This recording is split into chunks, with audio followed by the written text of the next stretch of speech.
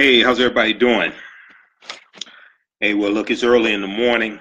It is Wednesday morning, um, December 13th, 2017, 12:17 a.m. Eastern Standard Time.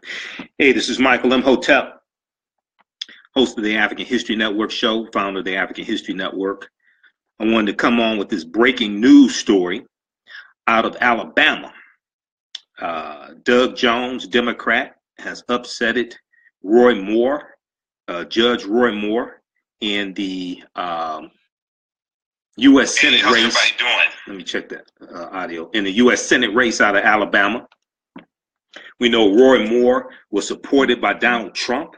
We know the Washington Post came out with this excellent piece of journalism. 8 women who talked about Roy Moore dating them or trying to date them when they were underage. It was backed up by 30 witnesses and 30 people. All this stuff came out about Roy Moore, who's a white supremacist bigot, okay? And in a state, Alabama is a state that Donald Trump won by 30 points, okay? This is a red state, all right? In that state, Doug Jones, the Democrat, won because African Americans showed up and voted, and they voted their interests. We have to understand what happened. African Americans showed up and we voted our interests because we knew it was in our best interest to stop Roy Moore and vote for Doug Jones. Doug Jones prosecuted the killers of the 4 little girls at the 16th Street Baptist Church bombing in 1963. Okay, so I want to deal with what just happened and what this means. Okay, because this is more than just a tipping of some of the balance in the U.S. Senate. Many people don't understand how important the U.S. Senate is. Okay, so it was 52-48 in the U.S. Senate, 52 Republicans, 2 independents, 46 Democrats. Now it's 51-49. Okay, if we look at Betsy DeVos is Secretary of Education right now because of there was a 50-50 tie in the U.S. Senate, and who gets a tiebreaker in the U.S. Senate? Who gets the tie-breaking vote if it's a 50-50 tie in the U.S. Senate? It goes to the vice president.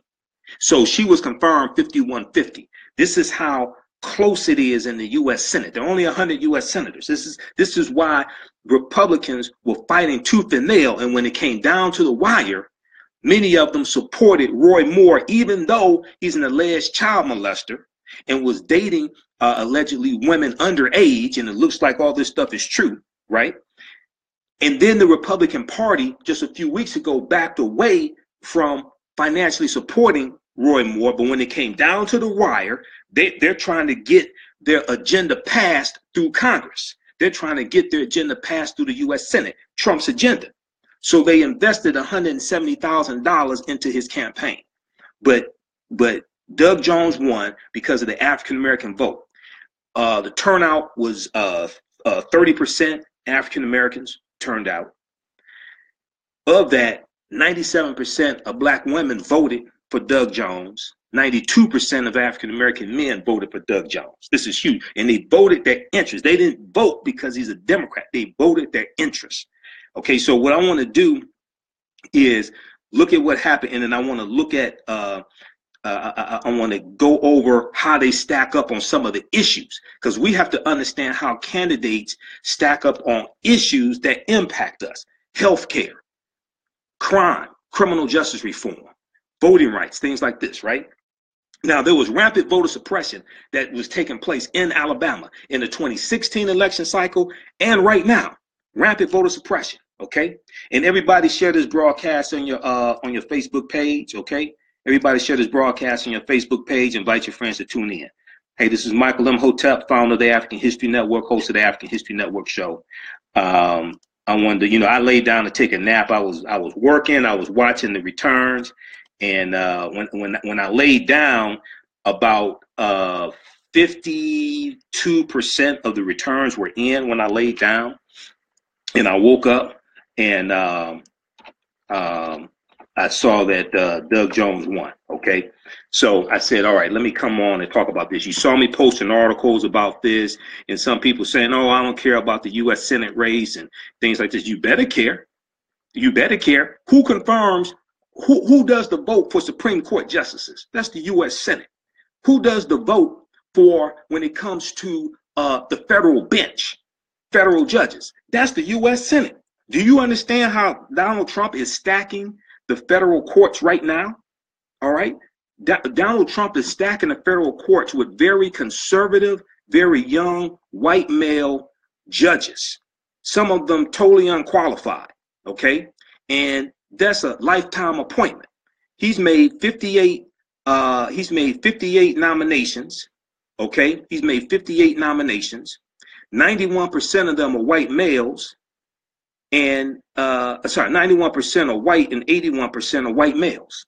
91% are white, 81% are white males. So many of us don't understand how politics works and how politics impacts every aspect of our life. Two main ways to understand politics. Number one, the legal distribution of scarce wealth, power, and resources. The legal distribution of scarce wealth, power, and resources. Number two, the writing of laws, statutes, ordinances, amendments, and treaties, their adoption, interpretation, and enforcement. The writing of laws, statutes, ordinances, amendments, and treaties, their adoption, interpretation, and enforcement. This is politics, okay? And Republicans were fighting tooth and nail to get Roy Moore elected so they can push Trump's agenda and get it passed through the U.S. Senate. All right, so first, let's look at some history of Alabama. Let's look at some history of Alabama, okay? Now, Alabama was what? So I want to look at some history of Alabama. Then let's look at the policies of Roy Moore and Doug Jones, and then let's look at what happened. Okay. All right. It's important to understand history, and the people's history and culture teaches them how to deal with the problems of the past in the present and the future. A people's history and culture teaches them how to deal with the problems of the past in the present and the future because things happen in cycles. All right. Now, Alabama was one of the states that seceded from the Union to join the Confederate States of America and fought in the Civil War against the Union because they wanted to keep slavery in place. They wanted to keep slavery intact because their wealth was attached to slavery. And when you read the statements of succession from the states that joined the Confederate States of America, they talk about why they seceded from the Union. Now, if you look at the article from the New York Times, this was the original article from January 12th, 1861. Okay? The first state to secede from the Union was South Carolina, December 20th, 1860. By February of 1861, you had about 7 other states that joined them. And then the Civil War starts April 12th, 1861, with the attack on Fort Sumter in South Carolina. So if you look at this article from the New York Times, okay, the Alabama Convention, passage of the Ordinance of Succession. This is from January 12th, 1861. About 6 weeks before that, Abraham Lincoln became president-elect on November 6th, 1860. Okay, and when you look at this from the New York Times, because New York Times has been around over 100 years, right? They talk about in here how they're giving their reasons for succeeding from the Union. In Alabama, the state legislature says, and as it is the desire and purpose. Okay, let me back up a little bit. It says, and in section 2, it says, and be it further declared and ordained by the people of the state of Alabama in convention assembled, that all powers over the territories of said state and over the people thereof, heretofore delegated to the government of the United States of America, be and there are hereby withdrawn from the said government and are hereby resumed and vested in the people of the state of Alabama. So they are declaring that they are succeeding from the Union, from the United States of America. They go on to say, and as it is the desire and purpose of the people of Alabama to meet the slave-holding states of the South who approve of such a purpose in order to frame a revisional as a permanent government upon the principles of the government of the United States, be it also resolved by the people of Alabama, and convention assembled that the people of the states of Delaware, Maryland, Virginia, North Carolina, South Carolina, Florida, Georgia, Mississippi, Louisiana, Texas, Arkansas, Tennessee, Kentucky, and Missouri be and they are hereby invited to meet the people of the state of Alabama by their delegates in the convention of the 4th day of February, next February in Montgomery, in the state of Alabama, for the purpose of consultation with each other as to the most effectual mode of securing concerted, harmonious action in whatever measures may be deemed most desirable for the common peace and security. So they're talking about the other states that join, they're talking about the other slaveholding states. And many of these slaveholding states are going to join the Union, okay? So you have to understand some history of Alabama to understand what's going on. So it was in Alabama, in Montgomery, Alabama, December 1st, 1955, that Rosa Parks refused to give up her seat on a bus on Cleveland Avenue. And this leads to the Montgomery bus boycott that starts December 5th, 1955. And it lasts 381 days. It goes from December 5th, 1955 to December 20th, 1956. And what ends the segregation on the buses was not the bus boycott. What ended segregation on the buses was the lawsuit of Browder versus Gale filed February 1st, 1956, which went all the way to the U.S. Supreme Court. Okay, so it was during the Montgomery bus boycott in January of 1956 that Mayor William A. Gale, who was the defendant who was the main defendant in the lawsuit of Browder versus Gale, he was the defendant. Because these African Americans sued the mayor, the chief of police, they sued the Montgomery Bus Lines Inc., they sued members of the city council, they sued a whole bunch of people. And the plaintiffs were 4 African American women: Aurelia S. Browder, who was Browder in Browder versus Gale, Mary Louise Smith, Claudette Colvin, and Susie McDonald. There were 4 African American women defendants in this lawsuit of Browder versus Gale that went all the way to the U.S. Supreme Court. And it was this lawsuit that ended segregation on the buses in Montgomery, Alabama. In January of 1956, the mayor of Montgomery, William A. Gale, encouraged citizens of Montgomery. He openly encouraged them to join the White Citizens Council. Now, the White Citizens Council was formed in 1954 in Mississippi as a direct result, as a direct backlash to the Brown versus Board of Education desegregation case, which was a U.S. Supreme Court case. The White Citizens Council formed in Mississippi, and they spread all throughout the South, and they go into Montgomery, Alabama. The White Citizens Council was formed of white plantation owners, white landowners, farmers, politicians, bank owners, store owners, and they were like the Ku Klux Klan without the hood, but they had a lot of political weight. In Mississippi, it's going to be the White Citizens Council that puts their weight behind Ross Barnett to become governor of Mississippi. Okay, so this is what African Americans are dealing with in the South.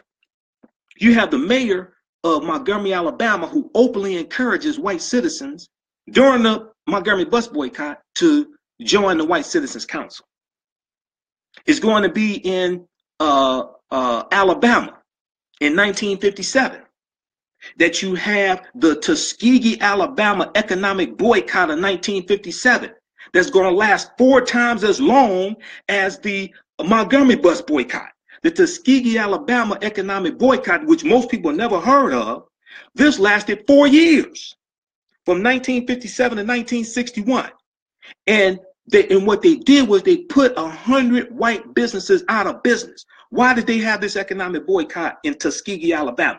Because the state legislature in Tuskegee, Alabama was trying to gerrymander the voting districts in Tuskegee, and they were trying to redistrict the district to bring in a lot of white voters and lock out almost all of the African American voters. So when you research this, you'll find that they tried to redraw the district lines so it resembled a 28-sided seahorse. Listen to me. This is the history of Alabama.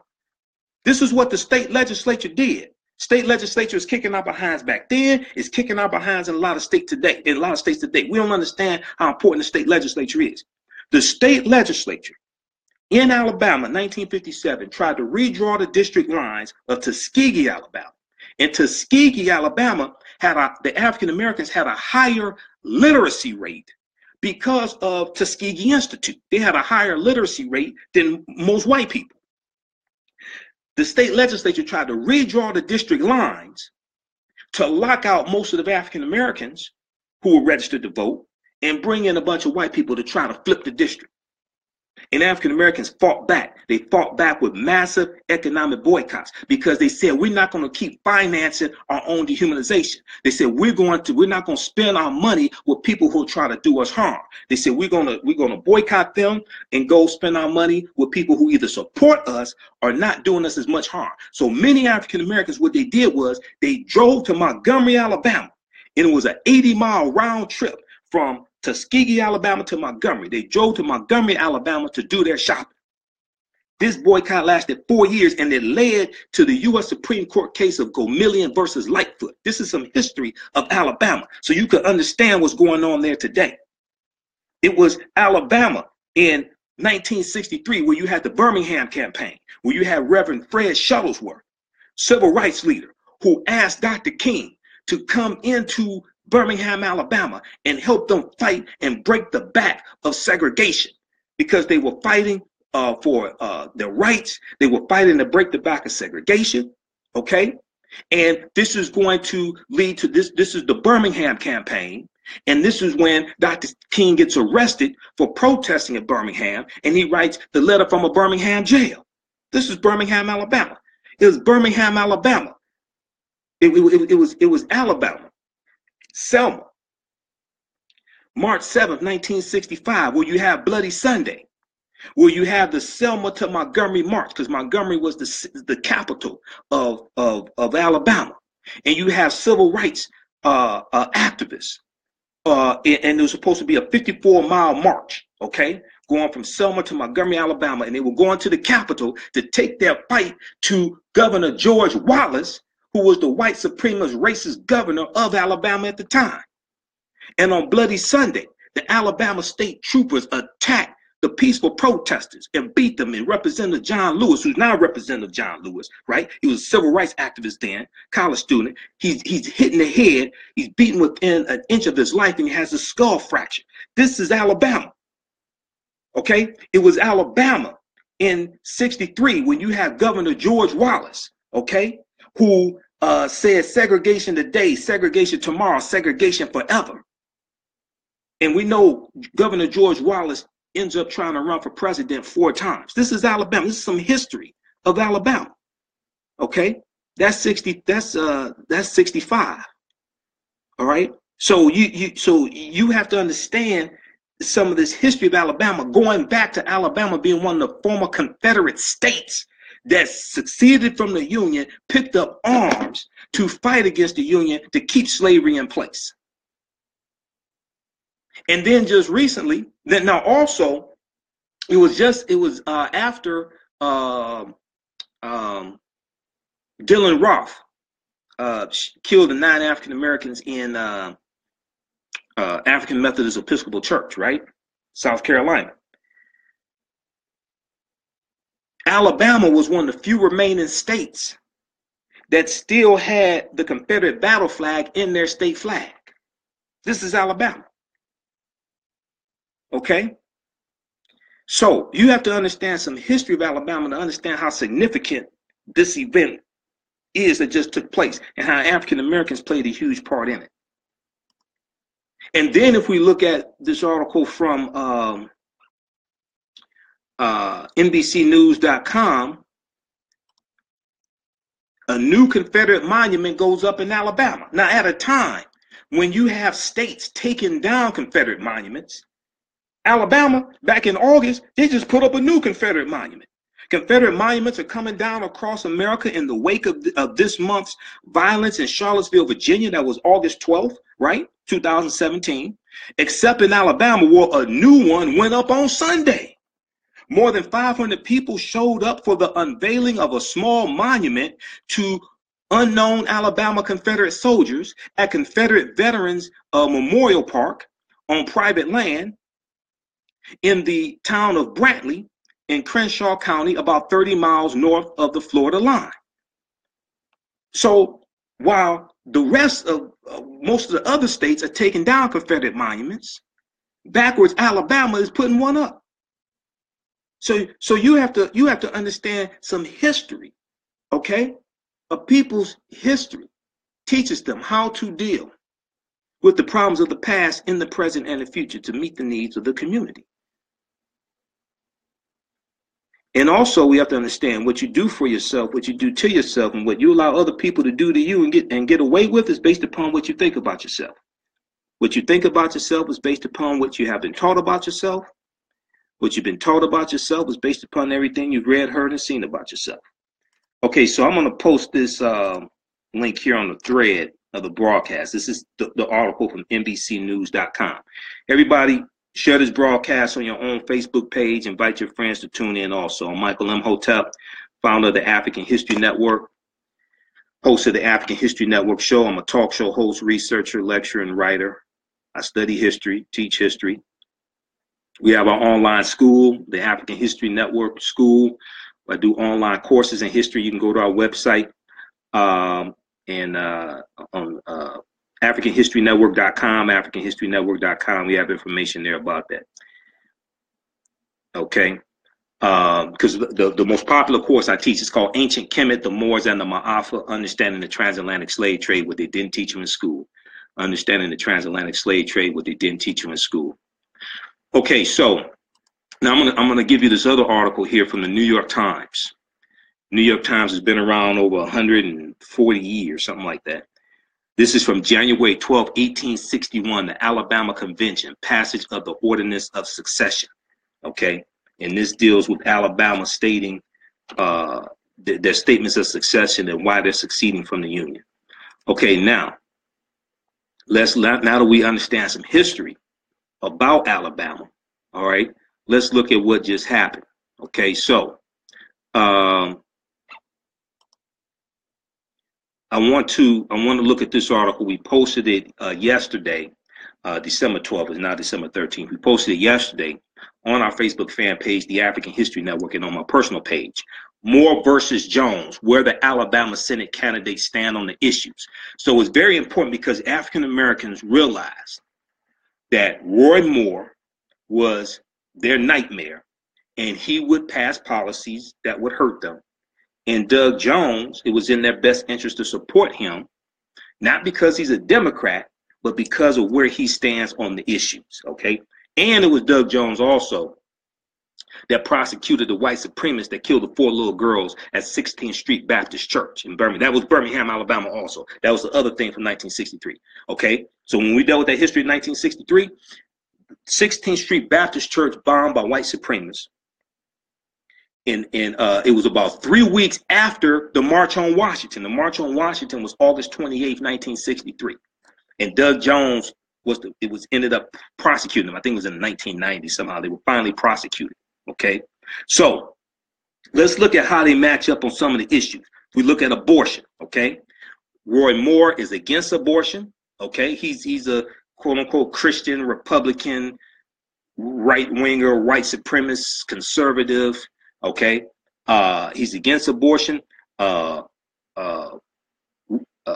Jones is he's pro-life. Okay. Doug Jones said, I'm not in favor of anything that's going to infringe on a woman's right and her freedom to choose. Okay. All right. So he's pro-life. Okay. He's not an advocate of abortions, but he's pro-life. When it comes to healthcare, very, very important. Why? Because Alabama is the poorest state in the Union. Alabama is the poorest state in the Union. There were articles talking about the high poverty rate and talking about someone from the UN. Okay, here we go. The article from rawstory.com. I have about 100 tabs open, literally. I'm broadcasting in Google Chrome, but I have Firefox open because I use Firefox the most, and that's where I have thousands of bookmarks. But I got about 100 tabs open, literally, because that's just, I do research all day long. That's just how I roll. Okay, so if you look at this article from rawstory.com, and we know AL.com, which is a news source out of Alabama, they I think probably the first to report this story. Okay, article from rawstory.com: raw sewage, hookworm, and civil rights. UN officials shocked at poverty in rural Alabama. UN officials shocked at poverty in rural Alabama. Now, Alabama has been a Republican for years. Now, down in Alabama, they don't want Obamacare, but they want the Affordable Health Care Act, because these are a bunch of poor, sick white people. Okay, a lot of them don't have college degrees, poor education. And if you go back, and like I said, when you look at the Tuskegee, Alabama economic boycott of 1957, African Americans in Tuskegee, Alabama had a higher literacy rate than most white people did because of Tuskegee Institute. Okay, and we know Booker T. Washington was at Tuskegee Institute for a long time. He had passed away by then. He passed away in 1915. But in this article from December 10th, 2017, a United Nations official investigating poverty in the United States was shocked at the level of environmental degradation in some areas of rural Alabama, saying he had never seen anything like it in the developed world. Now, why isn't Donald Trump talking about the extreme poverty in Alabama? He won't see. Donald Trump won't talk about that when it comes to how white people live. He'll talk about that in Chicago. He'll talk about that in what he thinks are African American districts. He won't talk about that in white districts. He won't talk about the extreme poverty in white districts, because that has been a Republican state for decades. So he won't talk about that. He said, quote, "I think it's very uncommon in the first world. This is not a sight that one normally sees. I'd have to say that I haven't seen this." Okay, and this was Philip Alston, who's the United Nations special reporter on extreme poverty and human rights. Okay, and he was interviewed by Connor Sheets of AL.com, which is a news outlet in Alabama, AL.com. Okay.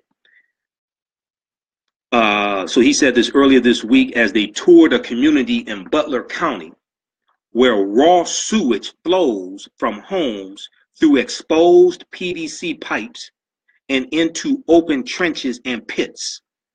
The tour through Alabama's rural communities is part of a 2-week investigation by the UN on poverty and human rights abuses in the United States. So far, UN investigators have visited cities and towns in California and Alabama, and will soon travel to Puerto Rico, Washington, D.C., and West Virginia. They should come to Detroit also. Of particular concern to Austin, Philip Alston from the UN. Of particular concern to Philip Alston are specific poverty-related issues that have surfaced across the country in recent years, such as an outbreak of hookworm in Alabama in 2017, a disease typically found in nations with substandard sanitary conditions in South Asia and Sub-Saharan Africa. But they can have this in Alabama. Alabama's the poorest state, okay? And you have Doug Jones, who wants to take away health care, who's against Obamacare, the Affordable Health Care Act. He's against that. And they'll take away health care from their own people just to fulfill an agenda. The UN investigation aims to study the effects of systemic poverty in a prosperous nation like the United States. By many accounts, poverty in the U.S. is worse than in most developed nations, despite rhetoric espoused by Donald Trump and others who claim that the U.S. is the, quote, best country in the world, end quote. According to the U.S. Census Bureau, nearly 41 million people in the U.S. live in poverty. That's the second highest rate of poverty among rich countries, as measured by the percentage of people earning less than half of the national median income. Okay, that's measured by the percentage of people earning less than half of the national median income. Check out this article from rawstory.com. Okay, this deals with what's going on in Alabama. Raw sewage, hookworm, and civil rights. UN officials shot at poverty in rural Alabama. Donald Trump will not address the extreme poverty taking place in Alabama because it's happening under Republican control. The last governor in Alabama, Governor Bentley, had to resign because of an affair he was having with his assistant, and they had recordings of him leaving explicit phone sex, voicemail messages for, and all stuff like this. Man, they reported on MSNBC, Rachel Maddow's show. Research Governor Bentley. I think it was Lamar was his first name. Governor Bentley. Okay, now let's go back and look at how they match up. So I just posted that link there from the article from rawstory.com. Okay, so let's go back and look at how they match up on the issues. Because African Americans, we have to vote policies, not personalities. We have to vote based upon policies, not personalities. Okay, so healthcare, extremely, extremely important. Roy Moore wants to repeal the Affordable Health Care Act, Obamacare. Roy Moore wants to axe the healthcare law and open up state boundaries to increase competition to healthcare. His website says he wants churches and charities to help poor Americans afford healthcare rather than the government. How stupid is that? While he's vowed to uphold the president's agenda, he didn't support the Graham-Cassidy repeal. He did not support the Graham-Cassidy repeal and replace proposal Trump supported, calling it socialized medicine at best. Now, it's important to note that the Affordable Health Care Act benefited African Americans greatly. You have more African Americans now who have health care than any other time in history. The uninsured rate for African Americans is down to 10%. That's the lowest it's ever been. Consequently, we African Americans now have the highest life expectancy we've ever had at 72 years, because we have a record number of us who have health care. Okay, let me turn this down. I don't know what that is playing. The tabs I have open, because we have a record number of us now who have health care. Okay, everybody needs to go look at this document, because most people have never read it. I can tell by some of your Facebook posts you've never read this document. It's called Progress of the African American Community. Progress of the African American Community during the Obama administration. Download this document from whitehouse.gov. Progress of the African American Community during the Obama administration. Because this talks about how policies that President Obama put into place, how they positively impacted the African American community. People need to read this. I can tell by conversations on Facebook, most people never read this. This is still at whitehouse.gov. Trump has not taken it down. Read this, okay? Also, this is something else you should download. This is from the Urban League. Obama administration report card. It deals with different categories, all different categories, and it deals with and they grade his policies. Were they helpful to us? Did they hurt us? Was it good? Was it bad? And they break it down and explain why. This is from the Urban League. Download this also. Obama administration scorecard. This is from January 2017. So this deals with his whole administration. Okay, because we need to deal with policies, not personalities. Most people don't know that the U.S. prison population is the lowest it's been right now in about 20 years because of policies from President Obama, largely because of policies from President Obama. It dropped down to 1.53 million as of December 2015. If you read the Justice Department report, the Department of Justice report from December 2016, because I read reports. I don't deal with gossip. I deal with facts and evidence, okay? Newsweek.com had an article about this, 1.53 million. It dropped from a peak of 2.3 million, dropped 800,000. The U.S. prison population is not 2.3 million. It's down to 1.5 million. Okay. All right, so now we're talking about healthcare. We look at Doug Jones. Doug Jones wants to fix the Affordable Health Care Act. He says the Affordable Health Care Act needs to be fixed, not repealed, and says he's disturbed by repeal efforts that could leave millions uninsured. His campaign website calls healthcare, quote, a right, not a privilege limited to the wealthy and those with jobs that provide coverage, end quote. And you have a lot of sick people in Alabama, a lot of poor white sick people. You have some poor African Americans, some have health insurance, some need it, what have you. One of the things that the Trump administration has done is that open enrollment is taking place right now for the Affordable Health Care Act. But they have cut the funding for the marketing, so you haven't seen any commercials. And what they did was they cut the amount of time in open enrollment by half because Trump and his cronies are trying to kill the Affordable Health Care Act.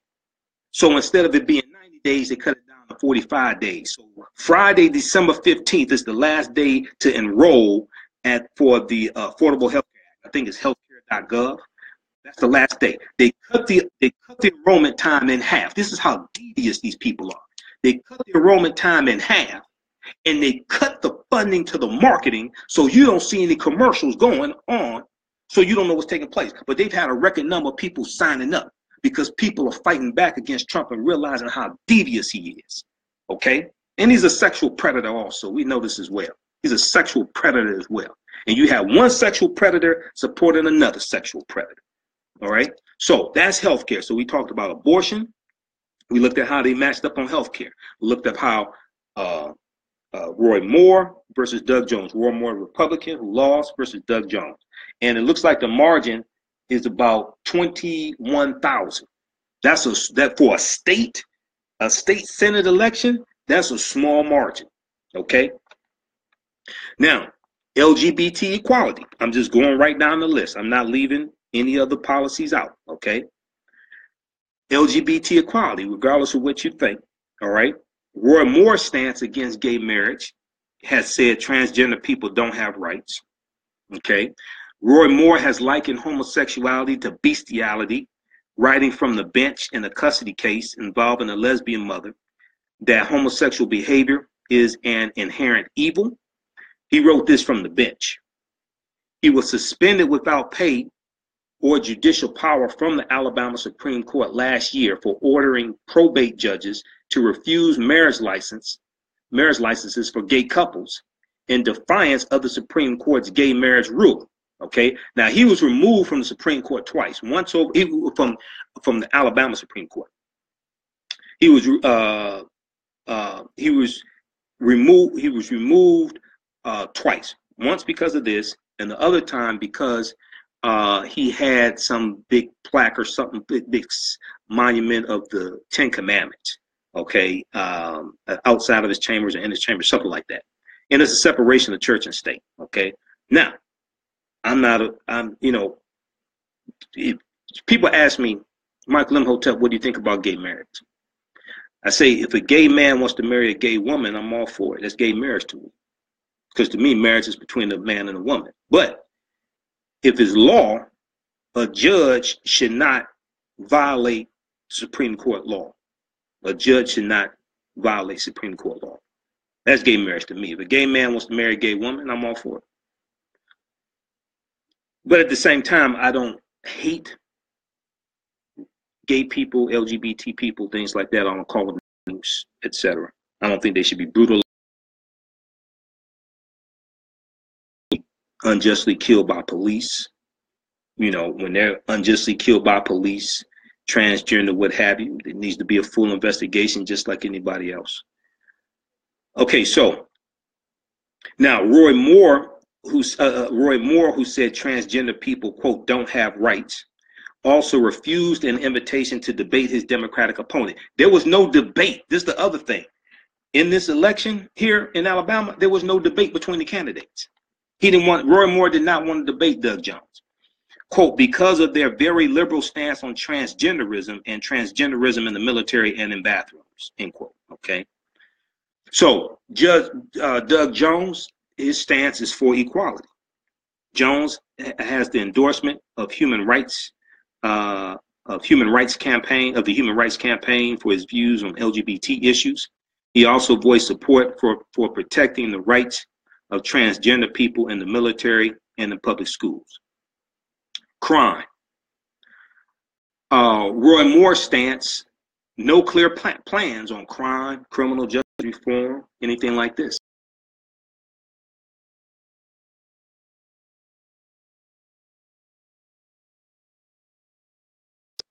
Is that, well, he was a judge, is that opponent Doug Jones is quote unquote weak on crime. And Trump just did a robocall a couple of days ago.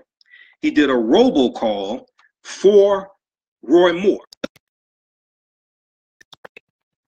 People who tell you don't vote. And the people who say your vote doesn't count, why are they paying for robocalls to galvanize their base to get out and vote? And they're implementing voter suppression on you to keep you from voting if your vote didn't matter. So Trump says that Doug Jones is weak on crime, okay? But that much about Trump doesn't talk that much about criminal justice reform, and neither does Roy Moore. He doesn't indicate his position on his website either, Roy Moore. Roy Moore touted the endorsement of sheriffs in a press conference, with one sheriff saying he supported Roy Moore because, quote, he will funnel money our way to help our sheriffs protect our citizens and help combat the opioid crisis. According to the Montgomery Advisor, Roy Moore, quote, said he favored money for counseling and law enforcement, though he did not go into detail. We look at Doug Jones, his stance on crime. He supports criminal justice reform. He supports criminal justice reform.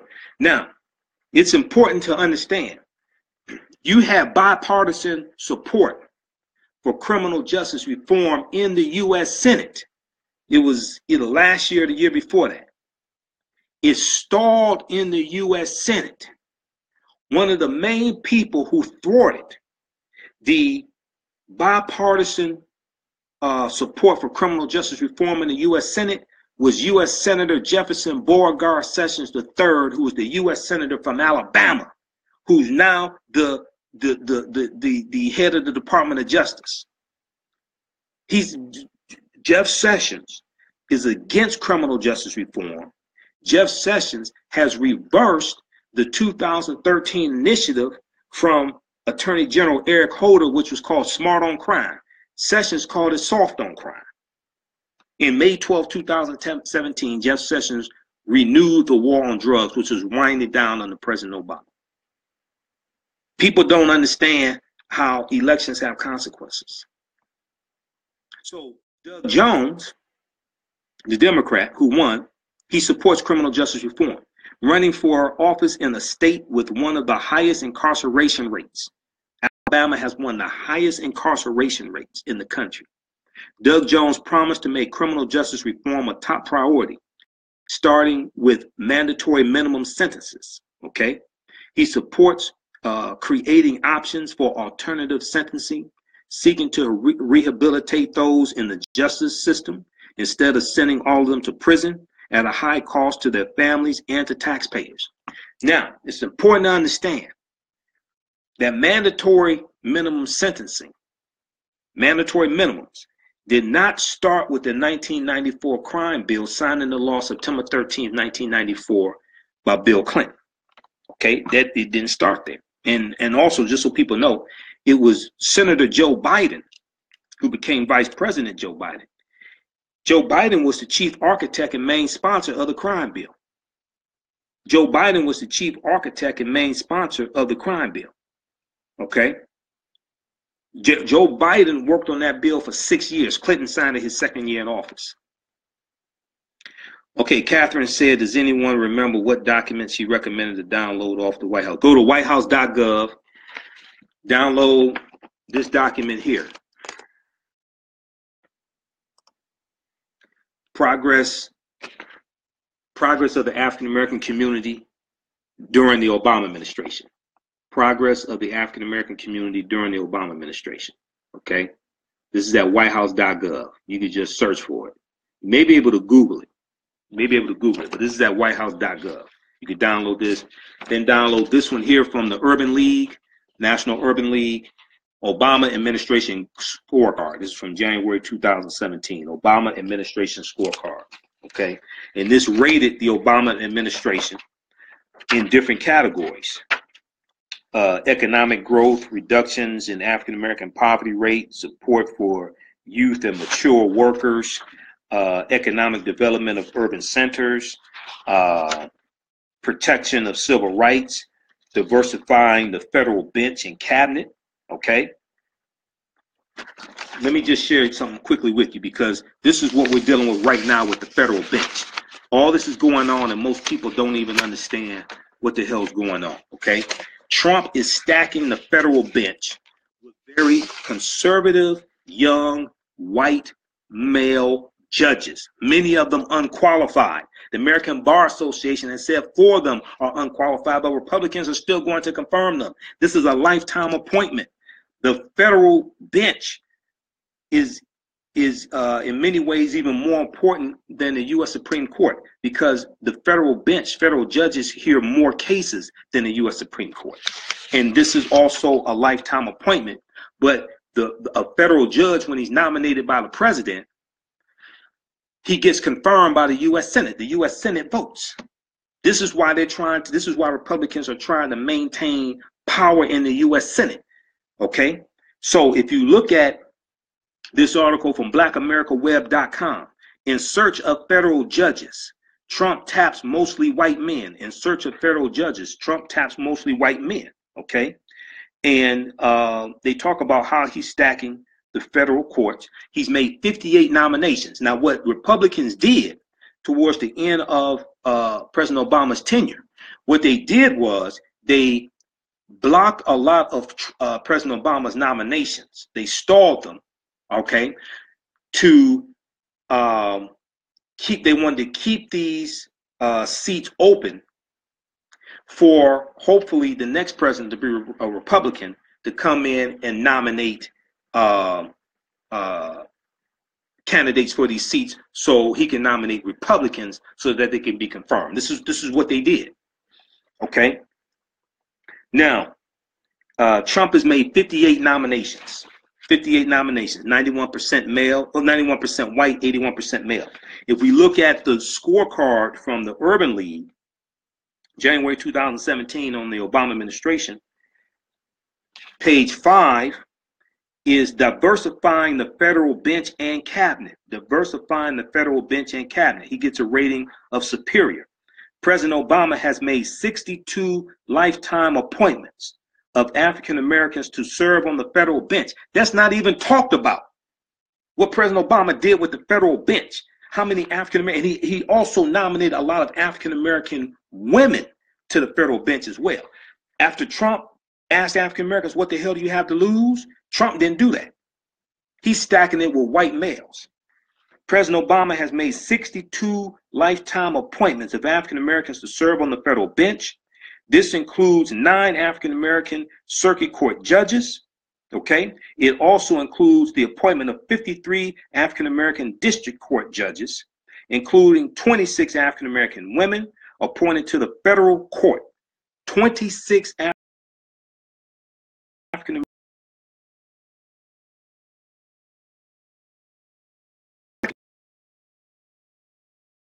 term cabinet was more diverse than any in American history. Trump is reversing all that because he wants to make America great again. Trump is reversing all that. Okay, so you got to download this stuff, because I'm listening to the conversations people are having on Facebook, and I can tell what you haven't read by what you say. I can tell most people don't even know this stuff exists. All right, now, because we're going to wrap up here in a few minutes, because I got to get out of here. All right, but I want to go back. I want to show you this is connection between politics and law. Okay, and this is why, politics, once again, impacts every aspect of our life. All right, now,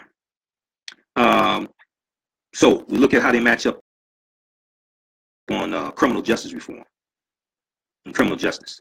Roy Moore wasn't clear. Doug Jones, very clear. All right. Okay. This is freezing up. We'll see if it starts moving again. But check that out. That's from NBCnews.com. Deals with how Roy Moore and Doug Jones stack up on issues. Moore versus Jones, where Alabama Senate candidates stand on the issues. Okay.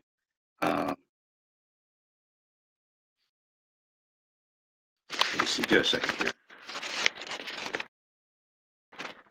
All right, how's everybody doing tonight? Share this broadcast on your Facebook page. Invite your friends to tune in. We'll be here for a few minutes more. And also be sure to visit our website. Hey, if you like this type of information, we have my deep lectures at our website, AfricanHistoryNetwork.com, AfricanHistoryNetwork.com. And we have documentaries there, like the 1804 documentary done with the hidden history of the Haitian Revolution. We have a lot of information at our website. Okay, immigration. How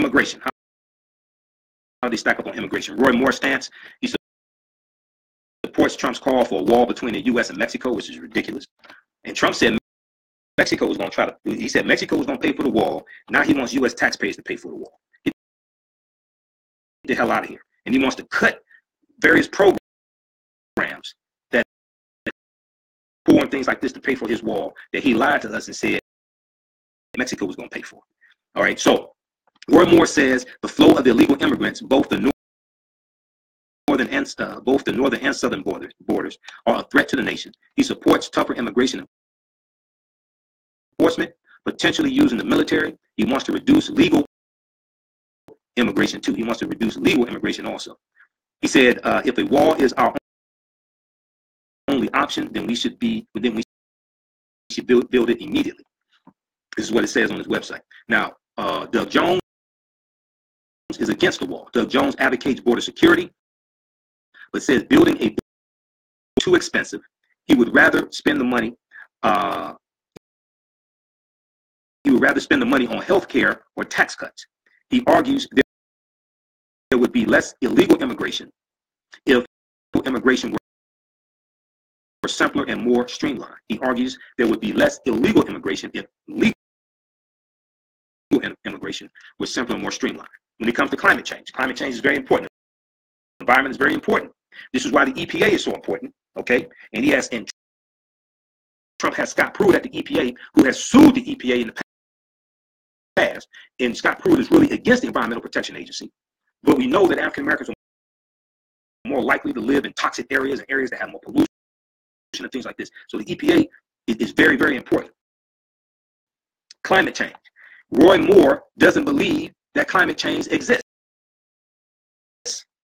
Roy Moore does not believe that climate change exists. Okay. In a 2009 op-ed, Roy Moore wrote, it's very, very important. I'm not sure why.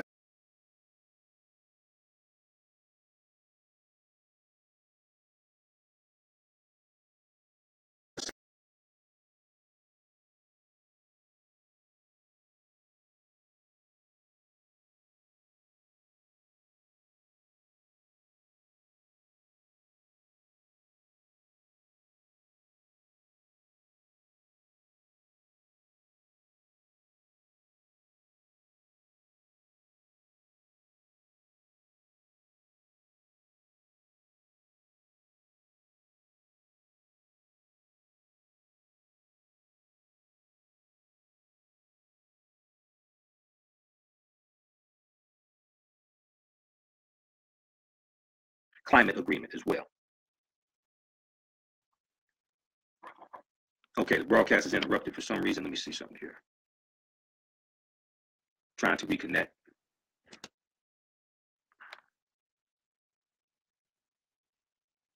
All right, so we're back. Okay, so we're back. All right, so let's continue.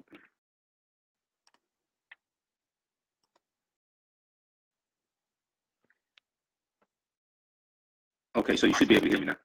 Testing. Should be able to hear me now. Okay, so we're back. We'll be here for a few more minutes. Okay, we'll be here for a few more minutes. Okay. All right. Now, so that's on climate change. Roy Moore doesn't believe climate change exists. Doug Jones believes in the science. Separation of church and state. Roy Moore's stance, he wants Christianity reflected in government. He must not understand separation of church and state. Roy Moore is a Christian conservative, and he's determined to keep these values front and center in his work. As a judge, he effectively lost his job twice over church-state separation issues, feuding with the U.S. Supreme Court over gay marriage and the American Civil Liberties Union over a 5,000-pound granite statue of the Ten Commandments at his courthouse. He's vowed to preserve Christian values in the Senate. There's a separation of church and state, you idiot. The church's role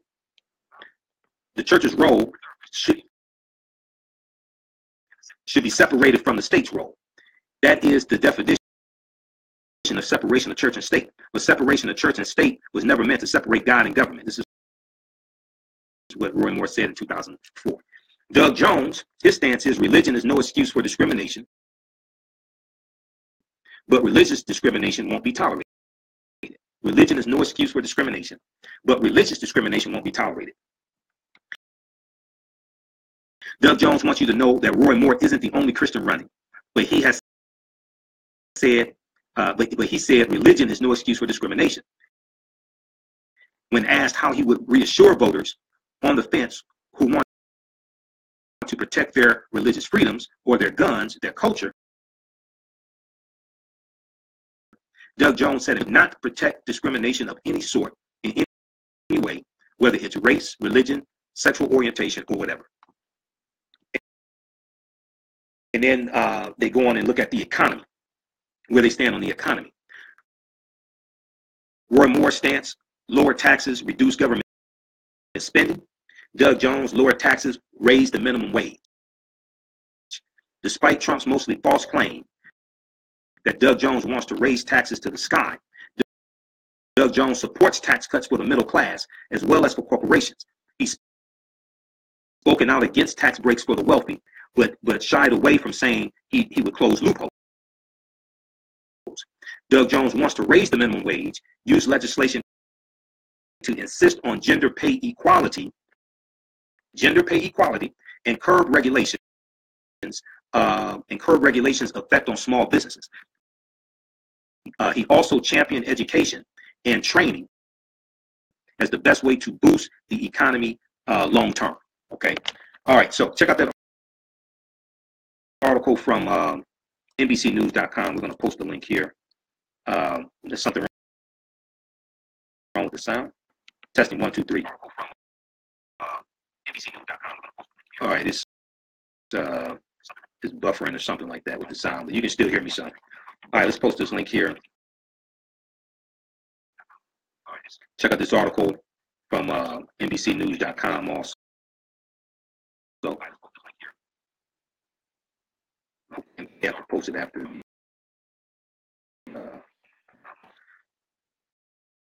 You have to post it after the broadcast stops. We'll see. Let's see. Okay, here we go. Well, that's the one on hookworms. I'm going to give you this one from NBC News. Let's see if it'll post. So once again, African Americans showed up in Alabama to vote. Okay, and the turnout was like 30% African American. They showed up, and 97% of African American women voted for Doug Jones, and 92% of African American men voted for Doug Jones.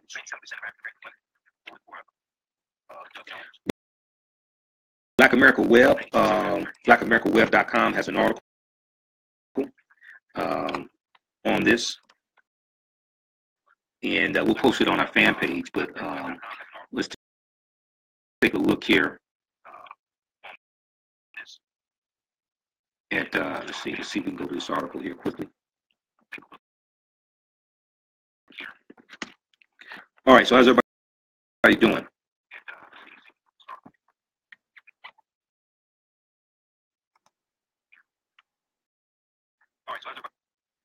think what I'll do is let me see here. Black America Web. Let's look at it on my phone here. Okay, Doug Jones wins hotly contested Alabama Senate race.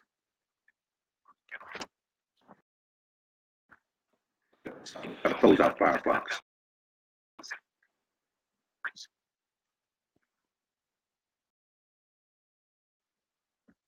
Let's look at this article from here from blackamericaweb.com. Doug Jones wins hotly contested Senate race.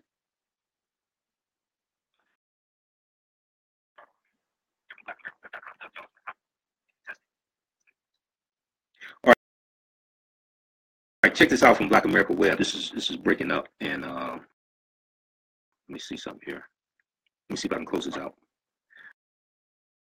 Okay, in a stunning victory aided by scandal, Democrat Doug Jones won Alabama special Senate election on Tuesday, beating back history and embattled Republican opponent and President Donald Trump, who urgently endorsed GOP rebel Roy Moore despite a litany of sexual misconduct allegations.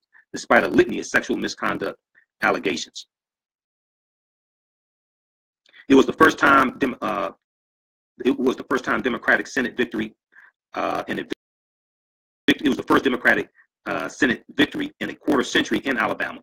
Okay, because Alabama's a red state. Okay, it's a red state, and you got a lot of poor white people in Alabama keep voting Republican, voting against their own interests.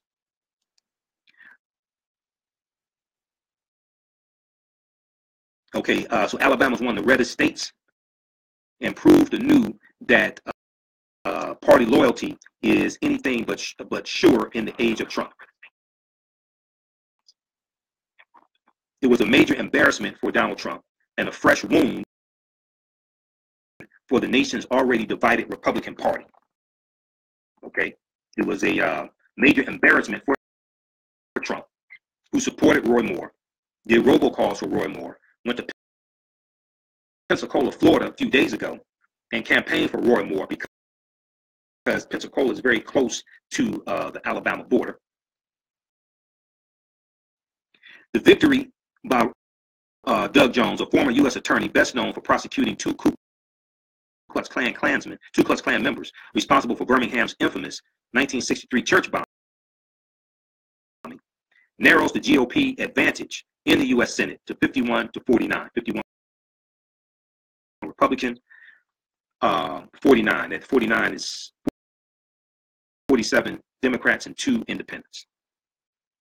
That imperils already uncertain Republican tax, budget, and health proposals, and injects tremendous energy into the Democratic Party's early push to reclaim House and Senate majorities in 2018.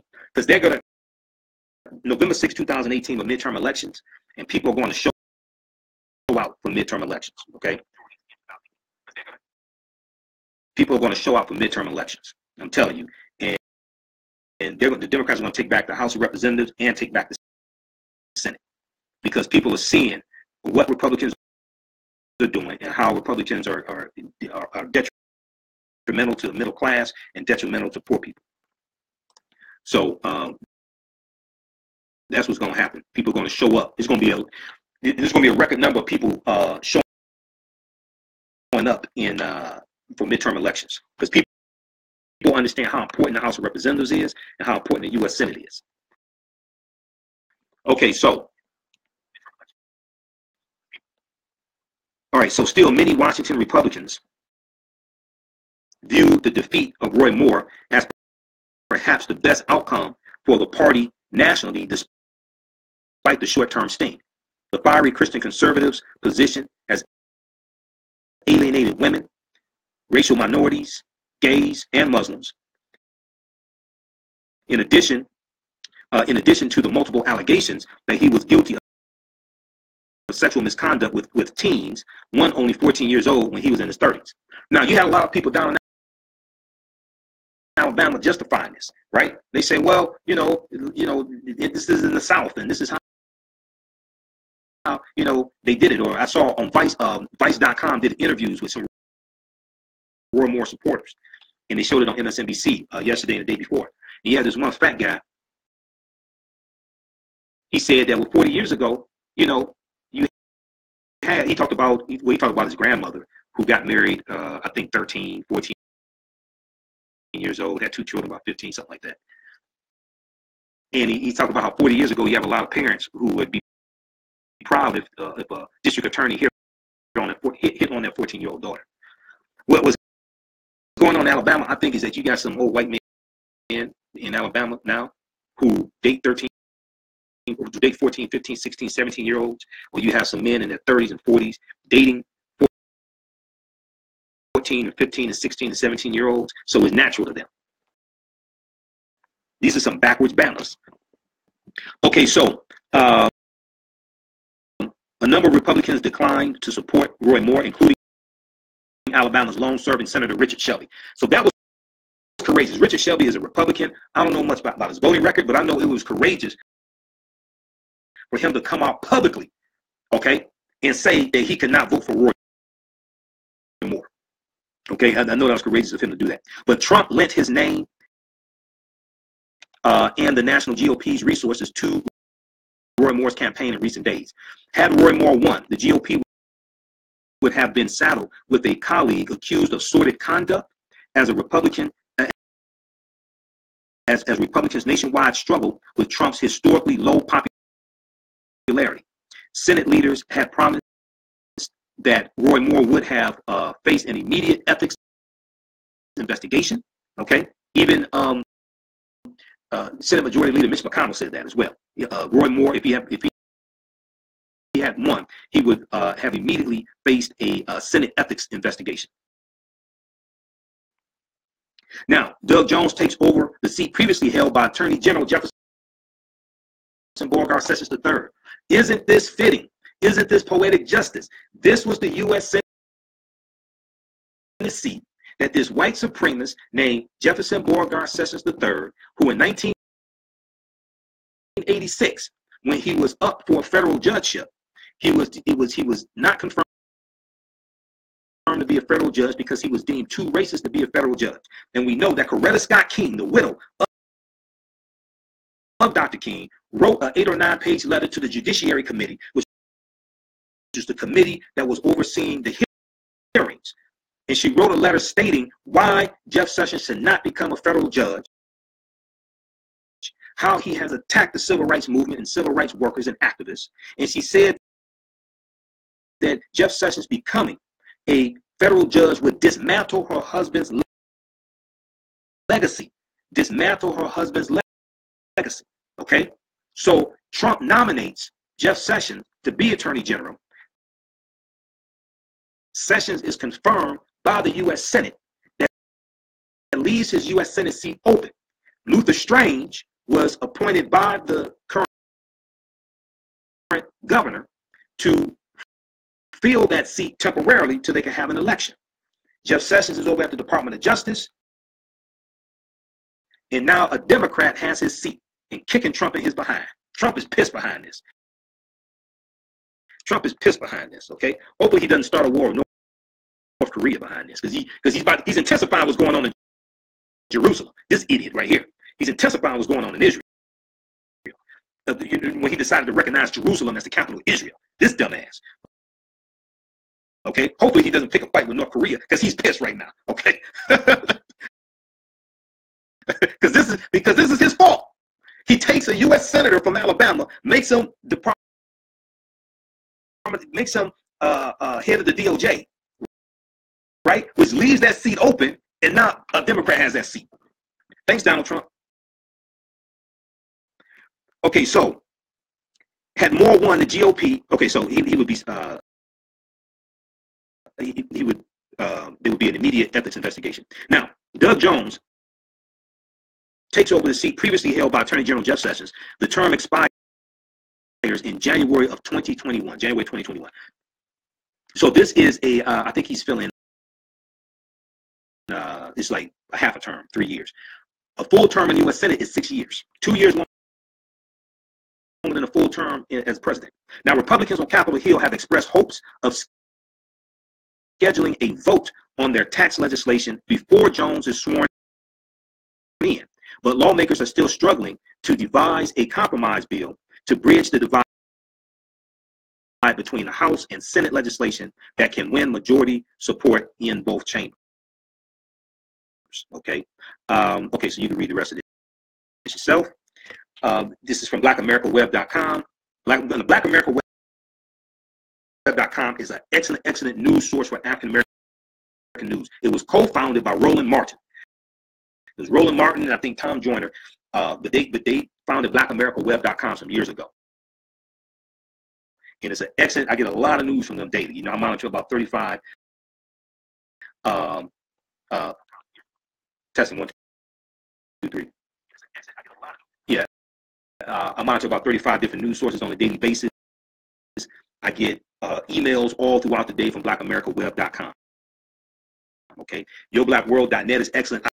I submit a lot of content to YourBlackWorld.net for them to write articles and things like this. Okay. This co-founded by Boyce Watkins, YourBlackWorld.net. You see me post a lot of articles from Your Black World throughout the day. Okay. So check out this article here from blackamericaweb.com. Doug Jones wins hotly contested Alabama Senate race. Okay. And if you like the type of information we share here at the African History Network, you can visit our website, AfricanHistoryNetwork.com, AfricanHistoryNetwork.com. All of my DVD lectures are there. We have bundle packs, and we have documentaries there as well, like the Hidden Colors documentaries. We have 1804, the Hidden History of Haiti, deals with the history of the Haitian Revolution. Okay, we have 1804 there. Everything, that's some documentaries I'm in, like Elementary Genocide Part 3. I'm in here with Professor Kaba Kamene and Professor James Small and Dr. Boyce Watkins. But we have these and a lot more at our website, AfricanHistoryNetwork.com, AfricanHistoryNetwork.com. Okay. All right. So let's see how. A lot more at our website, AfricanHistoryNetwork.com. So my voice is being echoed. I'm not sure why. But we're about to get out of here.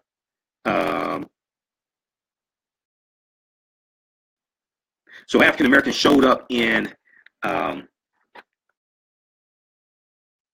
Alabama, and that's good, because a lot of times you have to show up and stop a perceived threat, and when you show up in mass numbers and vote some of these jackasses out of office, that makes a clear statement that we're not going to take this anymore. You're not going to mistreat us. And then they have to hold Doug Jones accountable. But I tell you, Doug Jones would be much better than Roy Moore. Doug Jones would be much better than Roy Moore.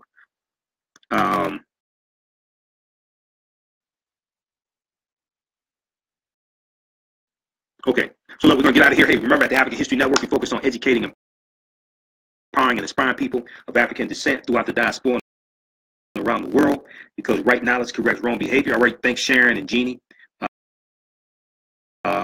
Thank you. What you do for yourself, what you do to yourself, and what you allow other people to do to you and get away with is based upon what you think about yourself. What you think about yourself is based upon what you have been taught about yourself. What you've been taught about yourself is based upon everything you read, heard, and seen about yourself. Okay? Remember that a people's history and culture teaches them how to deal with the problems of the past, in the present, and the future to meet the needs of the community. A people's history and culture teaches them how to deal with the problems of the past, in the present, and the future to meet the needs of the community. Where will I be speaking next? December 27th, I'll be at the Charles H. Wright Museum of African American History in Detroit. Keynote speaker for the Kwanzaa celebration that the Malcolm X grassroots movement is having. That's the second day of Kwanzaa, Kuji Chagalia. It's 6 p.m. to 9 p.m. I'm the keynote speaker.